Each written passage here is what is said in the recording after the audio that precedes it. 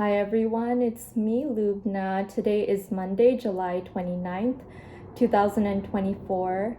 This video is dedicated to my beloved, and the topic of this video is going to be about how knowledge can protect you. And to talk about that topic, I wanted to bring up something that I read in this book that I've been reading called Man's Search for Himself by Rollo May, the psychologist. And I've mentioned this book in a couple of my recent videos, as it's the book that I'm currently reading.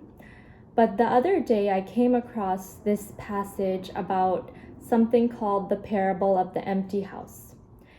And he was talking about that in relation to the idea that the masses of people often absorb ideas because they don't know what else to believe in. If they are not knowledgeable, if they don't seek knowledge for themselves, they will be likely to absorb whatever information is just given to them by society as a whole. And if you're familiar with the Bible, you might know a little bit about the parable of the empty house. And I personally don't profess to belong to any particular religion, but I do learn what I can from each of the religions and try to keep an open mind and an open perspective, because each one has some wisdom to offer us. The parable of the empty house is basically about a man whose soul is likened to a house. It's compared to a house. And he gets rid of the evil spirit in the house. He cleans his house, and the evil spirit leaves and then comes back and finds that the house is completely clean and empty. So he brings back 7 more evil spirits, I think. I'm not sure if I got all the facts right with this parable, but that's the idea of the parable that I remember. He brings back more evil spirits with him, and so the state of the man's soul after being taken over by more evil spirits the second time is worse than it was in the beginning, in the first time. And the idea here that I got from this parable is that if you keep your house empty, if you don't fill it with knowledge and ideas, and if you don't seek knowledge and wisdom for yourself, then you'll be more susceptible to be influenced by whatever ideas and thoughts are placed upon you. Like, a lot of it happens subconsciously, actually, through things like social media and television and commercials.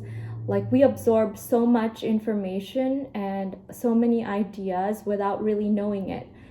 And in order to protect ourselves from ideas that might not be beneficial to us or those around us, we need to seek knowledge for ourselves, particularly through timeless literature, like this book that I'm reading. It's by a Columbia University psychologist, and it's not like reading for entertainment. It's reading for knowledge and for gaining wisdom. And I think reading books is much more conducive to gaining wisdom, real timeless wisdom, than the use of social media or television to acquire one's information and sources of knowledge. And I just wanted to encourage you through this video that I'm making today to try to protect yourself against ideas that might not be beneficial to you or that might be wrong by seeking knowledge for yourself and educating yourself.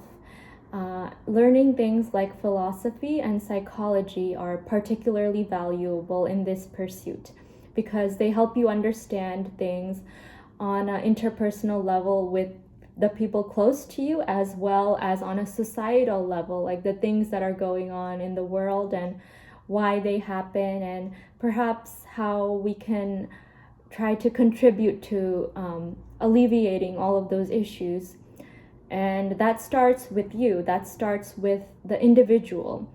And if you can fix yourself and protect yourself and learn how to think the correct way, although there's no particular correct way, but to think in an enlightened way is what I'm trying to say, you can make a small impact, small or large impact. You never know what impact you're really making, but you can make an impact by seeking knowledge for yourself and protecting yourself and thinking correctly or in an enlightened way.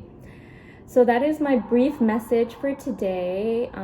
Sorry about the noise from outside. I do live by the road. But anyway, that is my message for today. And I want to wish you a wonderful day, afternoon, evening, or whatever it is, wherever you are in the world.